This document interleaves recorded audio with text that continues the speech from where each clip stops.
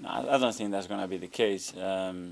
But I think it's a really good discussion, you know. It's where we want the game to be, how we want the game to be lived, you know, with the protagonists on the pitch, what we want the behavior of players, the behavior of coaches or managers, and as well supporters, you know, because there's been as well a lot of talk about the standing on the stadium. So I think it's a really good question to ask to see, okay, where we want to evolve the game and what we actually want for our product. I mean, the chances are you will be punished because you spoke out on the heart. Do you sort of just accept that you were wrong, or do you sort of stand by what you said in all, not the way you said it? I know. Let's wait for the decision, and once that is made, probably I can make a more clear assessment on the situation. Going back to last season's game with Villa Park, that was actually quite a feisty. I mean, obviously there was the punch up in the stand and all that. You're not going to get involved in all that. You're sitting in the middle of the crowd. It's going to be difficult to control. Yeah, I would have enough just trying to focus on the game, to be with other things. These things happen. We all learn from them, and let's move on. But hopefully it's going to be a great game. Is there still a bit of, I think maybe from the Villa side, a bit of grudge? Yeah, obviously a lot of his staff were ex-Arsenal as well. Do you think they still feel a bit, this is almost a bit of a grudge match, so they have something to prove to you? I don't know. That's probably a question for them. From our side, it's we have a lot of respect for what they are doing, and we're going to prepare the game yesterday and today, like we always do, to win it. You are quite demonstrative in terms of your instructions to the players on the touchline. How much of that do you think actually sort of goes into the players as they're playing in 100 miles an hour? Do they hear it all? Do they pick it all up? Do you want an exact percentage? Well, 36%. I don't know. But like you do influence the Yeah. game from that position, and they won't have you this time. Again, probably it's for the players to say, you know. He better stop that. They might say that, you know. It might be helpful for some, it might not be helpful for some others. I don't know. It's the way that that I live the game. I think I'm a bit calmer than before. So let's say I fully trust my players to deliver what we have to deliver to beat Villa, and that's what we're gonna try to do tomorrow. Separate topic. Do you ever think about whether you might have got the job in 2018 when Unai got it, and how different it might have been for you at that time compared to when you did take over 18 months later?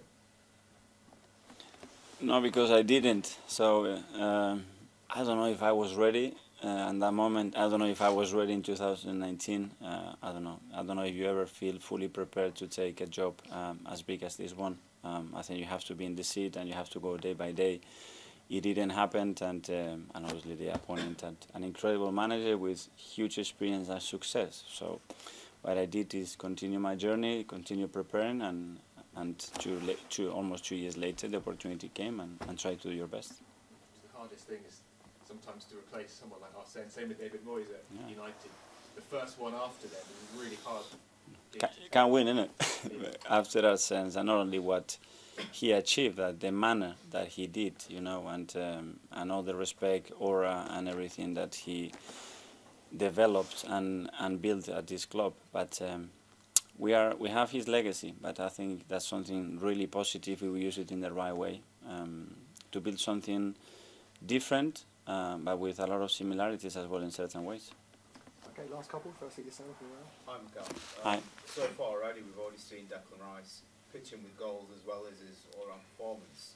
Overall, your team boasts one of the best defensive records in the league so far. What does Rice bring to you in terms of that defensive solidity? Well, he's extremely intelligent to read situations, to break up play, to win duels, critical duels in certain areas of the pitch that allow us to as well counter and progress in really dangerous situations.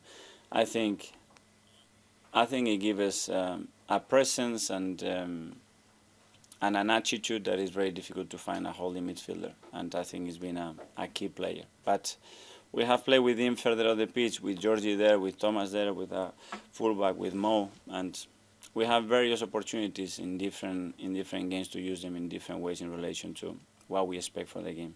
Much has been made of his character off the pitch. From your personal point of view as his manager, what's he like as a man off the pitch? What kind of assets does he bring?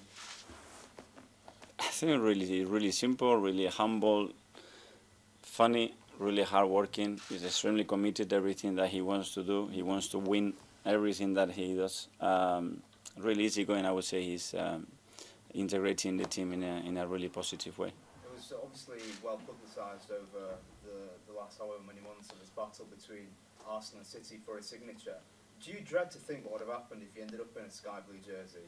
And in some ways, when it comes to May, do you think his signature could maybe be the difference between whether Arsenal win the title or City win? Well, that was a possibility when you want to recruit a top player. There are interests from other clubs, but I was really positive about it because when I spoke to him, he mentioned to me many times from day one, I just want to play for Arsenal and I want to play with you. And he maintained his word till the last moment, and we were good enough to acquire him. Okay, finally, we go to John. Have you asked Albert to behave himself and the other coaches? Just to stop an entire coaching staff being banned by the fund. No, but I'm going to do it now. The moment I go to the office, I'm going to tell about your question, and let's do that. And do you remember when you took over, what you thought you inherited but didn't need changing, and what you thought did need changing when you took over this job? Can you go back on that? I don't know if it's changing, is evolving, or bringing them more to your ideas and your values, but I think there were a lot of positives, obviously. It's the Arsenal Football Club, and there are certain things that I believe that we had to do differently, and this is what you try today, day by day, try to change them, improve them, and make it more your own, because at the end you have to establish your ideas and you have to convince those players that are the right ones to win. Can you give an example of one of the ideas you thought needed? Okay, for example, formation once I wanted to play something different. That's one idea. Okay, well, thanks very much. Yeah, thank you very much.